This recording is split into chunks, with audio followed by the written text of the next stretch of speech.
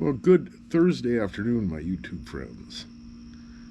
Oh, there goes a little squirrel up through the yard. A lot of squirrels in this area. But I wanted to give you a little update on Molly. I put the new deep cycle batteries in, and after I had them in there, I still didn't have any power on my 12-volt system. So I did a little more digging. I actually called Camping World's service line, since I have a Good Sam's membership, and they offer a little bit of assistance, technical assistance with your motorhome. So it looks like my disconnect switch is bad. It isn't the highest quality. It's right down, right next to my awning switch, and also the step light is right there also. The little step light for the couple steps you enter up into the motorhome there, and the awning switch. But the disconnect switch for the in-use or non-use is right next to it also. And it's kind of cheap, so it does need to be upgraded. And I took my meter to it like that tech guy on the phone had me do, and I didn't have any power to a couple leads there, and he recommended the Hardware Hankins in town, and I went over there, and they didn't have a special switch like that. It has to have 6 leads coming out of it for the awning and also for the disconnect switch. A couple powers at either end, and in the middle, either way or however it works. But there's 6 leads coming out of each of those switches for the awning and also the disconnect switch. I have them marked. Being an engineer 40 years, I know plenty well you have to mark your wires well. In fact, he was all worried about me taking them off there. He went, no, just slip them up just a little bit. You don't want to get them mixed up. I said, you're talking to a guy that was an injection molding engineer for 40 years. I dealt with hundreds of wires and many different wiring diagrams through the years. This is nothing.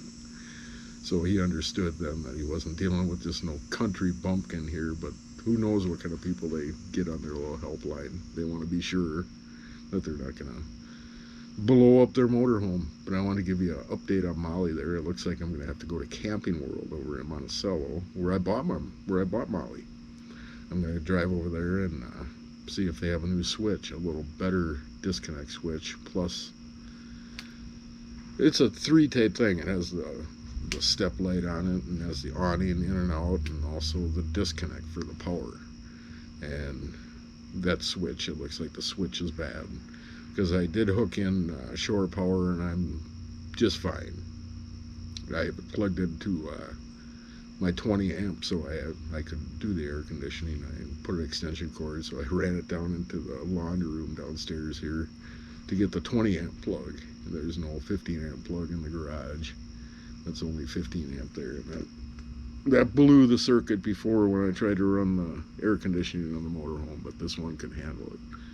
So I went full power in the motorhome, was connected to shore power, my air conditioning, everything worked in there, and I'm glad it's just this switch. I want to know how to fix everything on this thing, since this is going to be my main residence.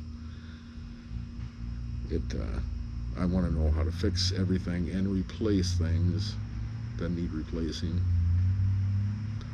and fix things and maintain things that need maintaining.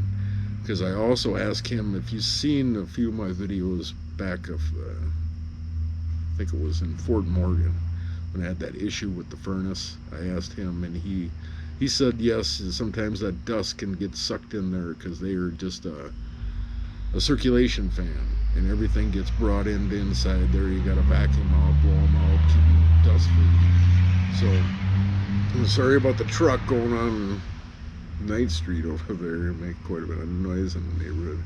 It's mostly quiet back here. I'm sitting on my patio. That's Dan's house behind me there. Probably can see that. Their old doggy cage back there. But it's a really nice day here. I just rode the e-bike over to the hardware store, but I'm gonna head to Camping World here in a little bit and see if I can get a new switch, so I wanted to go up to Chippewa National Forest and see if I can get that same camp spot where Ruby and I stayed last summer, a little over a year ago. It was her very last trip when we went up to Chippewa National Forest and had campground, camp spot 9 in One Gume National Campground up there that has a plug. You can actually 23 a night, and you get shore power. No water hookups or drain hookups, but you got shore power, and there is a dump on site, so you can fill up. And oh, the dog's seen a squirrel over there. Yeah, the dog's barking at the squirrels, but you can fill up with water also there and dump. There is a dump spot there, so if you want to, what's nice is you gotta, you can book right online, right on their app, right on the .gov app for the national campgrounds. You can actually pick out your campground, and a lot of times it'll show you your campsite, right? Pictures of your campsite. I highly recommend that .gov for campgrounds.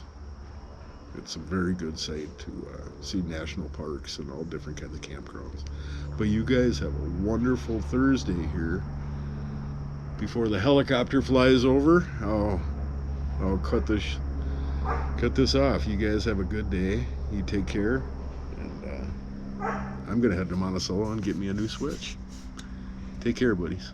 Have a good day. Enjoy nature.